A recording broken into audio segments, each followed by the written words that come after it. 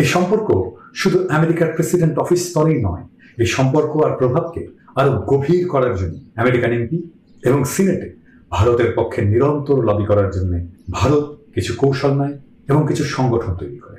কি সে কৌশল? ভারত আমেরিকাতেই বসবাসকারী প্রবাসী ভারতীয়দেরকে সংগঠিতভাবে কাজে লাগানোর জন্য অনেকগুলো কর্মসূচি হাতে নেয়। বলা বাহুল্য, এই সমস্ত কিছুর কোঅর্ডিনেশনের দায়িত্ব নিয়েছিল আমেরিকায় ভারতীয় এম্বাসি বা ভারতীয় গোয়েন্দা সংস্থা। এই লক্ষ্যে 2003 সালে জন্ম হয় হিন্দু আমেরিকান ফাউন্ডেশন, যারা আমেরিকায় জন্ম নেয়া ভারতীয় বাবা মার পরের প্রজন্ম। যদিও তারা আমেরিকান নাগরিক, তারা গর্ব করে বলে আমরা ভারতীয় নই, আমেরিকান হিন্দু। কিন্তু বাস্তবে এরা ভারত রাষ্ট্রের স্ট্র্যাটেজিক হাতিয়ার সংগঠন, ভারতীয় বিদেশ নীতির বাস্তবায়ক। তাদের মুরব্বীরা আছে তাদের পেছনে, কিন্তু তাদেরকে কেউ দেখে না। 120 মিলিয়ন মানুষের ভারতের বাজারে ব্যবসা দেওয়ার বিনিময়ে আমেরিকান ব্যক্তি, ব্যবসায়ী আর তার সাথে এমপি এবং সিনেটররা মিলিয়ে তারা এমন একটা চক্র, লবি বা প্রেসার গ্রুপ বা কোটারি গ্রুপ তৈরি করে দিয়েছিল, যার লক্ষ্যই ছিল ভারতের রাষ্ট্র স্বার্থ রক্ষা করা। এই আমেরিকান লবির একটা গুরুত্বপূর্ণ অংশ হয়ে ওঠে ইসকন। ইসকন হয়ে ওঠে ভারত রাষ্ট্রের স্বার্থ রক্ষার একটা গুরুত্বপূর্ণ সংগঠন। লবি বা প্রেসার গ্রুপ তৈরি করা আমেরিকায় বৈধ। আপনারা আমেরিকান এমপি তুলসী গাবার্ডের নাম শুনেছেন। এই তুলসী গাবার্ড হচ্ছে ইসকনের আমেরিকান ফেস।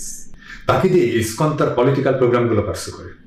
এই তুলসী গাবার্ডে কিছুদিন আগে বাংলাদেশে 1971-এর 25শে মার্চ শুধু হিন্দু গণহত্যা হয়েছিল বলে একটা বিবৃতি ছেড়েছিল। যারা বলে ইসকন রাজনীতি করে না, তো এই তুলসী গাবার্ডকে দিয়ে কথা বলান কেন ভাইয়া? যাই হোক, এই নতুন অ্যারেঞ্জমেন্ট বা এই আমেরিকার মাটিতে বসে ভারতের স্বার্থ রক্ষার যে নতুন অ্যারেঞ্জমেন্ট, স্বভাবতই আগের শতকের আমেরিকান ইসকন, আগের কৃষ্ণ প্রেম বিলানো ইসকন, ব্যক্তি স্বাতন্ত্র্যবাদের খাঁচায় বিরহ বা একাকিত্বে আটকে থাকা সাদা আমেরিকানদের মুক্ত করতে আসে ইসকন, এমনকি এর আগের নেতৃত্ব কোনো কিছু এক থাকেনি, সবকিছুই বদলে যায়। সেই আগের ইসকনের মৃত্যু হয়, জন্ম নেয় আর এক নতুন ইসকনের, যার লক্ষ্য এবং ফোকাস বদলে যায়। নতুন ইসকন জন্ম নেয় যার কাজ ভারত রাষ্ট্রের স্ট্র্যাটেজিক হাতিয়ার হওয়া। স্ট্র্যাটেজিক বলতে এখানে বোঝাচ্ছি রাষ্ট্র স্বার্থ উদ্ধারের লক্ষ্যে নেওয়া কৌশল এবং পরিকল্পনা। কংগ্রেস আমলে যেটা ছিল সফট হিন্দুত্ব, তাই এখন হয়ে উঠেছে আরো অ্যাগ্রেসিভ আরএসএস এর হিন্দুত্ববাদ। আর তার তৎপরতার ক্ষেত্র তখন আর পশ্চিম দেশ থাকেনি। ইসকন সেই আমেরিকা থেকে পাড়ি জমায় বাংলাদেশে। এছাড়া সারা দুনিয়ায় ছড়িয়ে ছিটিয়ে থাকা নানা ভৌগোলিক পকেটে হিন্দু জনগোষ্ঠীর উপস্থিতি থাকলে সেখানে ইসকন গড়ে তুলে তাদেরকে দিয়ে ভারতের স্বার্থ রক্ষার কাজ ভারত রাষ্ট্র শুরু করে। ভারত ইসকনকে ঘিরে ভারত রাষ্ট্র সরকারের নীতি এবং স্বার্থ এবং স্ট্র্যাটেজির পক্ষে সকলকে জড়ো করে আগ্রাসী হিন্দুত্ববাদের বোধ জাগিয়ে তোলে, কমপক্ষে সহানুভূতিশীল করে তোলে। এসবই ইসকনের মুখ্য কাজ হয়ে ওঠে। এতে ভারত রাষ্ট্রই যে প্রকাশ্যে হিন্দু রাষ্ট্র হয়ে উঠেছে, ভারতীয় নাগরিককে সে হিন্দু হিসেবেই ট্রিট করে এবং সংগঠিত করে। তার আশেপাশের অন্য কোনো দেশের হিন্দু থাকলেও তাকে হিন্দু হিসাবে ভারত রাষ্ট্রের পক্ষে অবলীলায় সামিল করতে থাকে। তাহলে ইসকনের কাজ আজকে মূলত তিনটা। ইসকনের মূল কাজ ধর্ম প্রচার নয়। 1 নম্বর কাজ ভারত রাষ্ট্র সরকারের নীতি ও স্বার্থ এবং স্ট্র্যাটেজির পক্ষে সকল হিন্দুকে জড়ো করা, আগ্রাসী হিন্দুত্ববাদের বোধ জাগিয়ে তোলা, এবং আগ্রাসী হিন্দুত্ববাদের বোধ যাদের মধ্যে জাগাতে পারবে না তাদের কমপক্ষে ভারতের হিন্দুত্ববাদী রাজনীতির প্রতি সহানুভূতিশীল করে তোলা। এটা ঠিক যে কোনো রাষ্ট্র তার স্ট্র্যাটেজিক স্বার্থ বিষয়ক নানা সিদ্ধান্ত অবশ্যই নেবে, আমাদের তাতে না করার কিছুই নেই। আর বলাই বাহুল্য, এই সিদ্ধান্ত আমাদের রাষ্ট্র স্বার্থের বিরুদ্ধেই যাবে, কারণ রাষ্ট্র মানেই স্বার্থ। কিন্তু যেটা গুরুত্বপূর্ণ তা হলো অন্য রাষ্ট্রের যে সিদ্ধান্ত যা আমাদের নিজ রাষ্ট্রের জন্য ক্ষতিকর, তা প্রত্যাখ্যান এবং প্রতিরোধ করতে সক্ষম হতেই হবে। এই কারণেই ভারত রাষ্ট্রের স্বার্থ রক্ষাকারী ইসকন বাংলাদেশের রাষ্ট্র স্বার্থের বিরোধী। বাংলাদেশের কোনো নাগরিক সে সংগঠনে যুক্ত থাকতে পারেন না। এটা ন্যায় অন্যায় বিষয় কিছু নয়, এটা রাষ্ট্র স্বার্থের বিষয়। এই ইসকনের তৎপরতা আমাদের প্রধানমন্ত্রীর দপ্তরের অধীনে তদারকি এবং লাইসেন্সিং প্রতিষ্ঠান এনজিও ব্যুরোর মাধ্যমে আর ফরেন ডোনেশন রেগুলেশন অ্যাক্ট 1978, যেটা সর্বশেষ 2016-তে সংশোধিত হয়েছে, সেই আইন দিয়ে প্রতিরোধ করা সম্ভব। আর আমাদের এটা করতে পারতেই হবে। সবচেয়ে যেটা গুরুত্বপূর্ণ কথা, যেটা আমাদের সকলকে মনে রাখতে হবে, এমনকি হিন্দু সম্প্রদায়কে মনে রাখতে হবে, সেটা হচ্ছে ভিন্ন রাষ্ট্রের স্ট্র্যাটেজিক প্রতিষ্ঠানকে আমরা আমাদের দেশে তৎপরতা চালাতে দিতে পারি না। বিদেশি এনজিও হিসেবে তো আরো নয়, তা আবার ধর্ম প্রচারের উছিলায়। এবার আসলে ইসকনের কি আসলে বাংলাদেশে দরকার আছে? এই প্রশ্নের উত্তরের জন্য আমাদের আগে দেখতে হবে আমেরিকায় কেন ইসকন জন্ম নিল। আমাদের মনে রাখতে হবে আমেরিকায় গিয়ে ইসকন জন্ম নিতে পেরেছিল মূলত একাকিত্বের আমেরিকান সমাজের শূন্যতার হাহাকার পূরণের জন্য। তাহলে ঠিক এই কারণেই বাংলাদেশ তার কাম্যভূমি হতেই পারে না, কারণ বাংলাদেশ পশ্চিম দেশ নয়।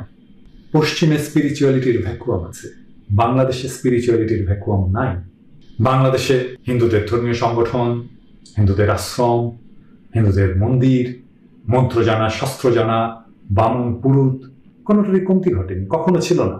বাংলাদেশের হিন্দুদের পূজা পার্বণ, হিন্দু নারীদের ব্রত, এমনকি বাঙালি সংস্কৃতিতে শ্রীকৃষ্ণ যেভাবে জড়িয়ে আছে, সেভাবে উত্তর ভারতে চর্চা নেই শ্রীকৃষ্ণকে নিয়ে। তাহলে আমেরিকায় যে কারণে ইসকনের জন্ম, ঠিক সে কারণেই বাংলাদেশে ইসকনকে হিন্দুদের দরকার নেই। তাহলে ইসকনের জন্ম বাংলাদেশে কেন হলো? কারণ ওই যে আগেই বলেছি, ইসকন ভারত রাষ্ট্রের স্ট্র্যাটেজিক হাতিয়ার হিসেবে পুনর্গঠিত হওয়ার পর থেকে বাংলাদেশে ভারতের রাষ্ট্রীয় প্রভাব বিস্তারের জন্য এর জন্ম দেওয়ার প্রয়োজন দেখা দিয়েছে। তাই অন্তত এই একটা কারণে বাংলাদেশের সরকার ইসকনকে বিদেশি এনজিও হিসেবে এনজিও ব্যুরো থেকে রেজিস্ট্রেশন দিতে পারে না। ইসকন আসলে ধর্মীয় নয়, ভারত রাষ্ট্রের হাতিয়ার রাজনৈতিক সংগঠন।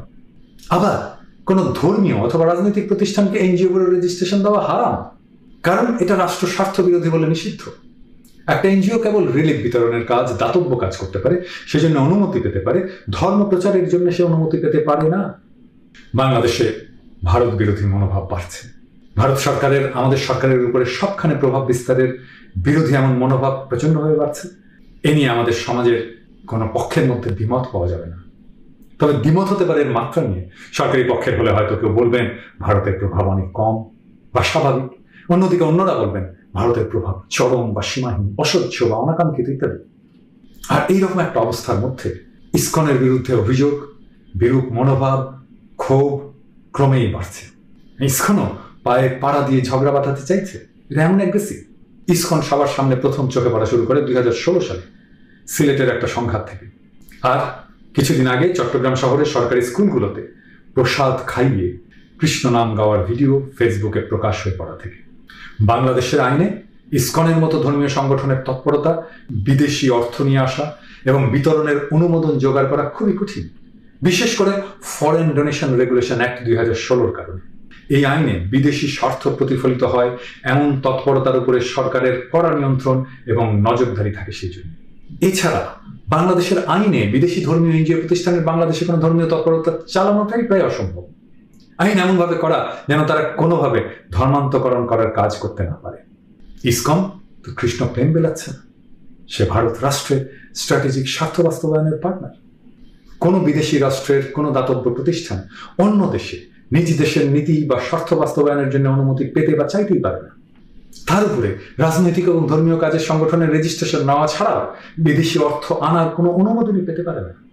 বাংলাদেশের হিন্দু স্বার্থ বলে কিছু নিয়ে তৎপরতা চালানো, অথবা যে ইসকন একটা আমেরিকান প্রতিষ্ঠান, তা ভারত রাষ্ট্রের হিন্দু নীতি নিয়ে যে তৎপরতা চালাবে, সেটা কোনো এনজিওকে বাংলাদেশ করতে দিতে পারে না। এটা আমাদের নিজের রাষ্ট্র স্বার্থ বিরোধী, বাংলাদেশের রাষ্ট্র স্বার্থ বিরোধী। আমাদের রাষ্ট্র এবং সরকারের প্রথম কাজটি হলো ইসকন কি হিসাবে রেজিস্টার্ড তা পরিষ্কার এবং সরাসরি জনগণকে জানানো। যেমন এটা কি ধর্মীয় প্রতিষ্ঠান নাকি রিলিফ বিতরণের প্রতিষ্ঠান?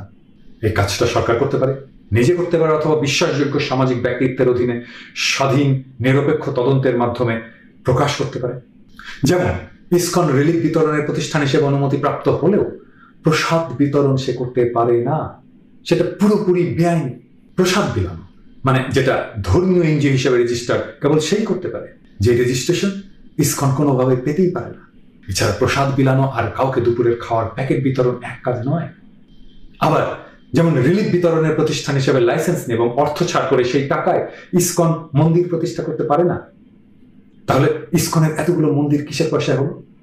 এই বিষয়গুলো নিয়ে স্বচ্ছভাবে জনগণের কাছে ব্যাখ্যা দিতে হবে। এই নিয়ে সরকারের কোনো দায় নেয়ার বা কোনো আড়াল টেনে নেওয়ার প্রয়োজন নেই। আমাদের আইন যদি পারমিট না করে তাহলে সরকারের কিছুই করার নেই। আবার মাঝে মাঝে আমরা শুনতে পাই অমুক ইসকনের সদস্য অথবা সরকারি কর্মচারী ইসকনের পদক, মেডেল বা সম্বর্ধনা নিচ্ছে বা দিয়েছে। এখন এই ইসকনের সদস্য হওয়া কি জিনিস?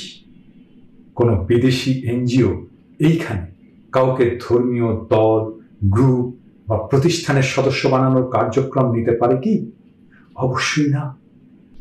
এনজিও মূলত বস্তুগত জিনিসের দাতব্য প্রতিষ্ঠান হতে হবে, স্পিরিচুয়াল জিনিসের প্রতিষ্ঠান নয়। এনজিও করতে আসা চ্যারিটির কথা বলে কোনো ভাব বা ধর্মীয় রাজনীতির প্রচার করতে অনুমতি দেওয়া হয় না। বড়জোর সেটা সামাজিক সচেতনতা ধরনের কাজ, যেমন অধিকার বিষয়ক, দক্ষতা শেখানো, স্বাস্থ্য বা পরিবেশ বিষয়ক কাজ ইত্যাদি এরকম হতে পারে। সরাসরি রাজনীতি অথবা ধর্ম প্রচার এটা আমাদের এনজিও আইনে একেবারেই নিষিদ্ধ। রেজিস্ট্রেশন পাওয়ার পরে কি কার্যক্রম নেবে, এর বিস্তারিত বর্ণনা, কোন খাতে কত অর্থ ব্যয় করবে ইত্যাদি সমস্ত ভবিষ্যৎ কার্যক্রমের বিস্তারিত সবকিছু কর্মসূচি আগেই এনজিও গুলোতে জমা দিতে হয়। এটা দেওয়ার কথা। আর আমাদের গোয়েন্দা বিভাগ আছে, তারা তো আমাদের পেছনে ঘুরে বেড়ায়, এই সমস্ত কাজ তারা দেখবে না।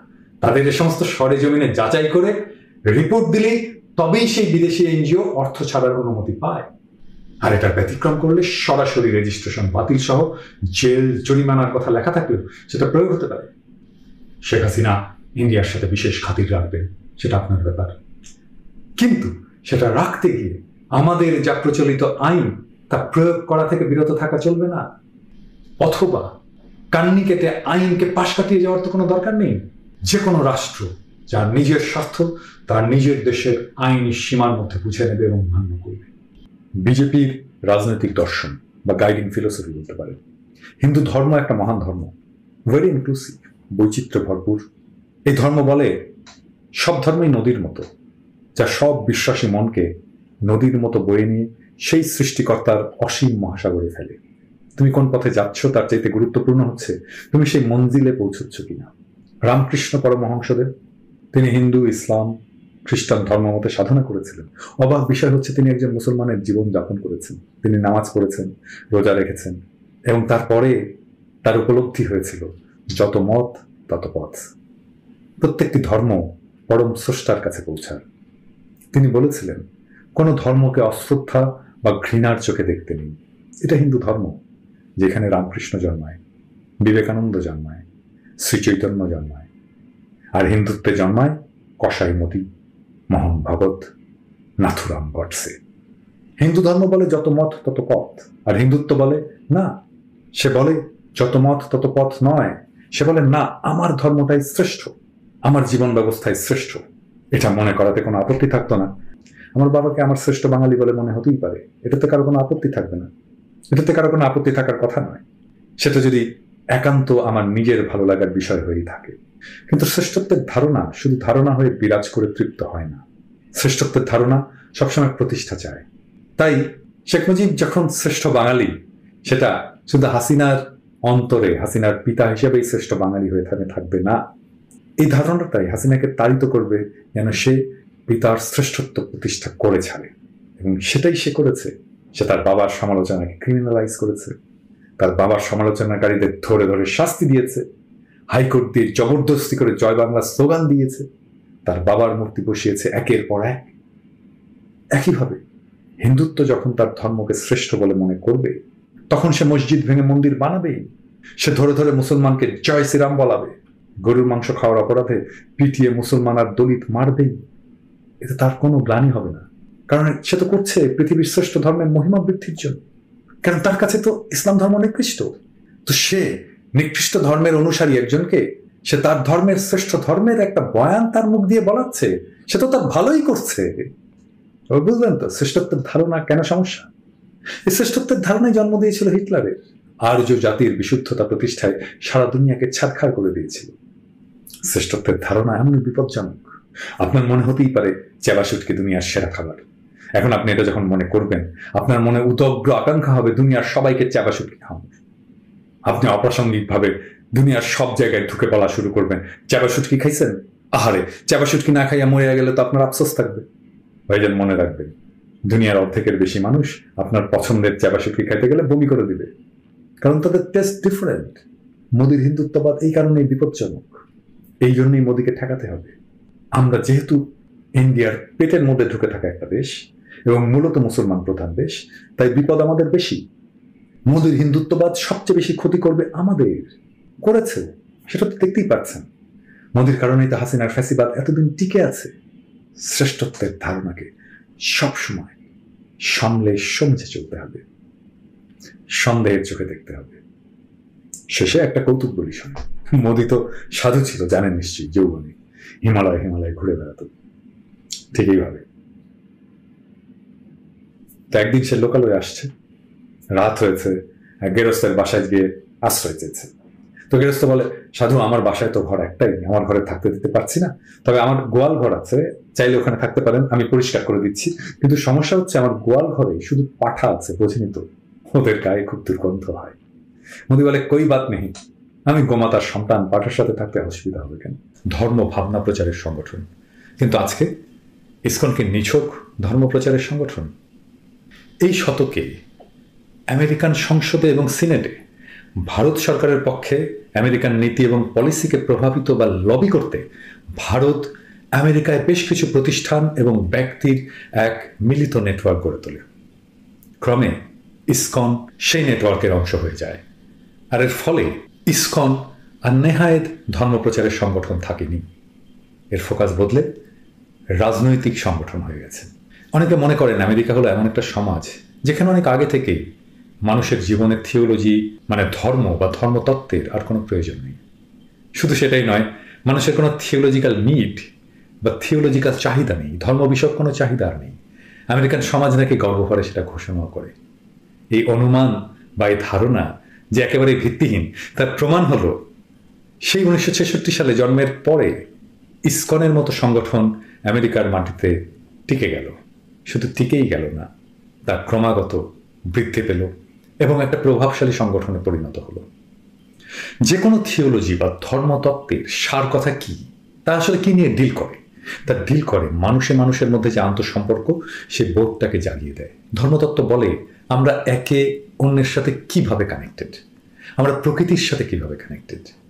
আর যে কোনো সম্পর্কের মাঝে থাকে ঈশ্বর ধারণা, যার মাধ্যমে আসলে আমরা সবাই সব কিছুর সাথে কানেক্টেড বা সম্পর্কিত।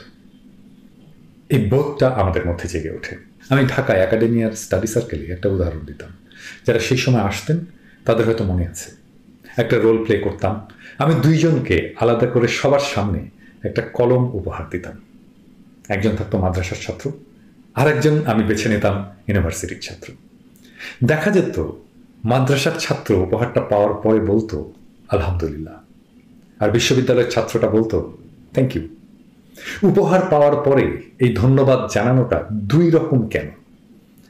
মাদ্রাসা ছাত্রটা মনে করে আমরা কানেক্টেড থ্রু আল্লাহ তালা, তাই আল্লাহ তালা আমার উছিলায় কলমটা তাকে উপহার দিয়েছেন, তাই সে ধন্যবাদটা আমাকে দেয় না, সে অনন্ত অসীমে ধন্যবাদটা দিয়ে রাখে। আর সে জানে যেহেতু আমরা আল্লাহ তালার মাধ্যমে কানেক্টেড, তাই সে ধন্যবাদ আমার কাছে কখনো না কখনো পৌঁছে যাবে। আর বিশ্ববিদ্যালয়ের ছাত্রের কাছে আল্লাহ তালার মধ্যস্থতার দরকার নেই, সে সরাসরি আমাকে ধন্যবাদ জানায়। একজন ব্যক্তি আর একজন ব্যক্তির সাথে কানেক্ট করে। প্রত্যেক মানুষ তার জীবনের অর্থ খোঁজে, সে কেন বেঁচে আছে, সেই জীবন নিয়ে কি করবে সেটা সে জানতে চায়। এটাই মানুষের স্পিরিচুয়াল বা থিওলজিক্যাল নিড। সেই স্পিরিচুয়াল নিড ধর্মকে আশ্রয় করে থাকতে পারে, তখন সেটা হয়ে যায় থিওলজিক্যাল নিড, বা ধর্মকে আশ্রয় না করেও থাকতে পারে, তখন এটাকে আমরা বলি স্পিরিচুয়াল নিড। ম্যাজলোর হায়ারার্কি অফ নিড বলে একটা জিনিস আছে, যেখানে মানুষের একটা সময় স্পিরিচুয়াল নিড জেগে ওঠে। কিন্তু বেশিরভাগ মানুষের স্পিরিচুয়াল নিড ধর্মকে আশ্রয় করেই থাকে। এতে মানুষের বেঁচে থাকাটা মিনিংফুল এবং উদ্দেশ্যসম্মত মনে হতে থাকে। কিন্তু আমরা যাকে আধুনিকতা বলে জানি, তার কিছু দায়িত্বহীন ব্যাখ্যা আছে। সেই আধুনিকতার দায়িত্বহীন ব্যাখ্যার কারণে নিজেরা থিওলজিক্যাল নিড শূন্য ঘোষণা করে দেওয়াতে পশ্চিম নিজের ক্ষতি করে ফেলেছে। অথচ বাস্তবে মানুষ মাত্রই কম বেশি একটা থিওলজিক্যাল চাহিদা থেকেই যায়। আমেরিকান সমাজের থিওলজিক্যাল নিড নাই। দীর্ঘদিন ধরে জেকে বসা এই ভ্রান্ত ধারণার কারণে তৈরি হওয়ার যে শূন্যতার বোধ, সেই গ্যাপটা পূরণ করতেই এশিয়ান থিওলজিগুলোর অনেকেই পশ্চিমে এসে পপুলারিটি পেয়ে যায়। কারণ মানুষ মাত্রেই তার থিওলজিক্যাল নিড থাকে এবং থাকবে, কম বা বেশি। জীবনের শুরু থেকেই নয়তো জীবনের শেষ দিকে, তরুণ জোসে নয়তো অবসর জীবনে, এসব খুবই স্বাভাবিক ঘটনা। এছাড়া আরও বোঝা যায় আরও বহু যুগ থিওলজিক্যাল নিড থাকবে, ফর্ম বা আকারে হয়তো বদল আসবে। ইতিহাসে দেখা গেছে মানুষ মারাত্মক আত্মঘাতী কিছু ভুল করেছে। সে যেটাকে জ্ঞান বলে জানে তার কোনোটাই তাকে কখনো সাহায্য বা সতর্ক করেনি আত্মঘাতী ভুল থেকে বাঁচার জন্য।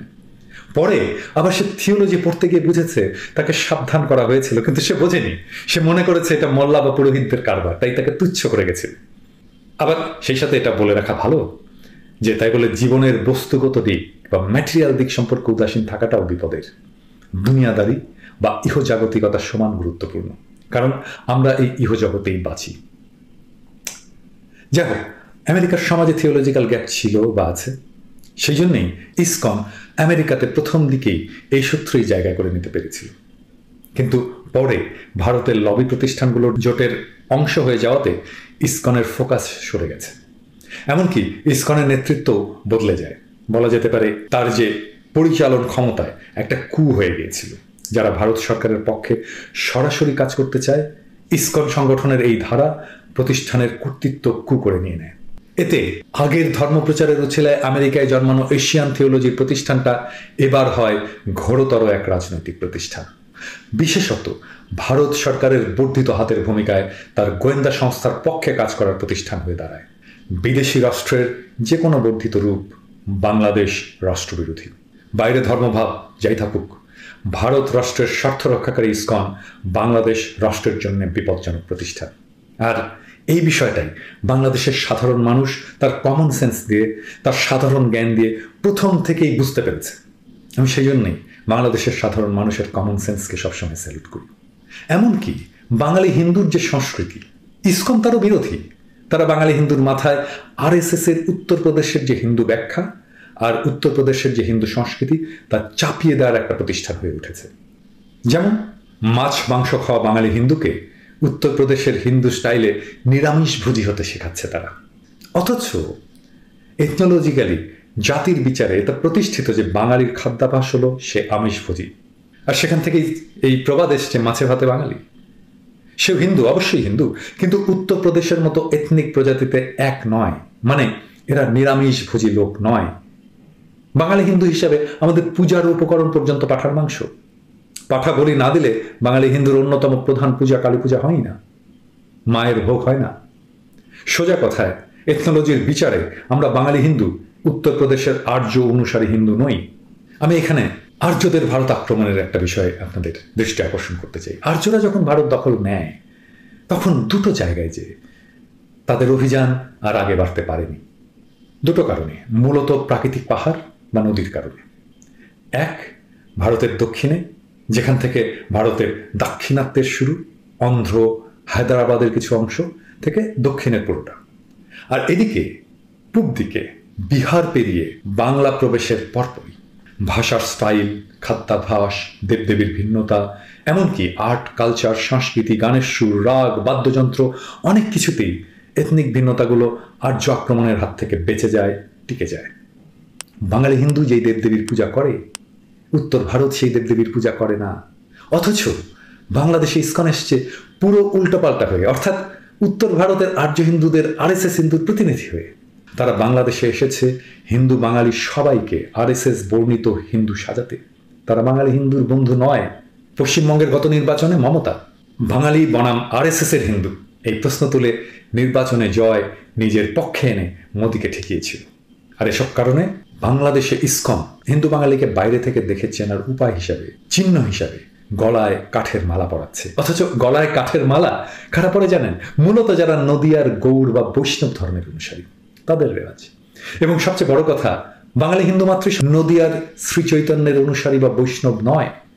অর্থাৎ বাঙালি হিন্দু মাত্রই গলায় কাঠের মালা পরা তাদের ধর্মীয় রেওয়াজই নয়। অথচ ইসকনের RSS এর হিন্দু হলো তারা এটিকে একটা ইউনিফর্ম ধারণায় গলায় কাঠের মালা সাজিয়ে নিতে চায়। অর্থাৎ পুরোটাই রাজনৈতিক এবং ভিন দেশের অসৎ রাজনৈতিক স্বার্থ চাপিয়ে দিয়ে রাজত্ব করতে চায় আমাদের মনোজগতে।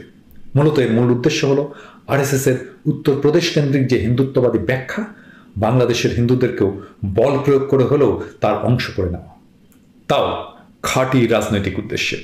কাজেই আরেক অর্থে বাংলাদেশে ইসকন হয়ে উঠেছে রয়ের ফুট সোলজার, মোদী সরকারের বাংলাদেশ দখল নীতি বাস্তবায়নের ভয়ঙ্কর হাতিয়ার। স্বাধীন দেশে এটা বাংলাদেশের কোনো নাগরিকের কাছ থেকে আশা করা যায় না। বাংলাদেশের কোনো নাগরিক মোদীর নীতির বাস্তবায়ক হতে পারেন না, কারো প্রভাবহীন নয়, এবং স্বাধীন থাকতে চাইলে বাংলাদেশ সরকারকেও এসব দিকে কোনো নাগরিককে কোনো ছাড় দিতে পারে না, বরং সরকারকে এসব দিকে দমন করতে হবে। কিন্তু আমরা দেখতে পাচ্ছি সরকার এদেরকে নানাভাবে প্রাতিষ্ঠানিক সুবিধা দিচ্ছে। এইটা তার কনস্টিটিউশনাল নাগরিক নিরাপত্তা নিশ্চিতের দায়িত্ব এবং মুখ্য কাজ নয়, বরং উল্টো কাজ। এটা রাষ্ট্র স্বার্থের গুরুতর প্রশ্ন। রাষ্ট্র কোনোভাবেই ইসকনকে সাহায্য করতে পারে না। অবাক করা বিষয় যে কিছুদিন আগে ইসকন চট্টগ্রামে জনসমাবেশ ডেকেছে, আর তাতে যোগ দিতে আওয়ামী লীগ এবং বিএনপির মধ্যে লেগেছে প্রতিযোগিতা যে কে বেশি ইসকনের সুনজর এবং অনুগ্রহ লাভ করবে। এর প্রতীকী অর্থ খুবই বিপদের এবং লজ্জাজনক, অর্থাৎ কে বেশি ভারতের অনুগ্রহ লাভ করবে। আর তাতে আওয়ামী লীগ যদি আরো 13 বছর শাসন চালাতে পারে, তবে বিএনপির ভাগ্যেও নিশ্চয়ই কাছাকাছি কিছু একটা হবে। এই অনুমানেই বিএনপির লোকেরা সেখানে গেছে। ওইদিকে মিডিয়া রিপোর্টে কিভাবে এসছে এই উপস্থাপনাটা, সেখানে লিখছে সমাবেশে চট্টগ্রামের উত্তর দক্ষিণ নগর আওয়ামী লীগের শীর্ষ নেতাদের পাশাপাশি নগর বিএনপির নেতারা উপস্থিত ছিলেন। কিন্তু মজার বিষয় হলো যে ওখানে আপনি খুঁজলে বিএনপির কেবল একজন নেতার নাম পাবেন। আওয়ামী লীগের সবচেয়ে ছোট নেতাটার নামটাও সেখানে দেয়া আছে। আর ভোরের কাগজ লিখছে নগর বিএনপির আহ্বায়ক ডাক্তার শাহাদাত হোসেন সেখানে বক্তৃতা করেন। বিএনপির জন্য সমবেদনা, এত করেও মন পেলেন না। আরে ভাই, পলিটিক্সটা তো বুঝবেন, জীবনে তো বহুত পলিটিক্যাল মিস্টেক করেছেন, এখন আবার ইসকনের গাড্ডায় পড়তেছেন। পড়েন, আপনার মুরগি আপনার লেজে জবাই করতে চাইলে আমাদের কি বলার আছে। তবে এইটা আমাদের জন্য লজ্জার। আমাদের দেশের প্রধান দুই রাজনৈতিক দলই এখন ভারতের আনুগত্য লাভের প্রতিযোগিতায় লিপ্ত, এবং তা সরাসরি ভারতের কাছে না, তারা রয়ের কাছেও না, একেবারে রয়ের হ্যান্ডলার ইসকনের কাছে হাত পাচ্ছে। হায় রে, এই লজ্জা কই রাখি।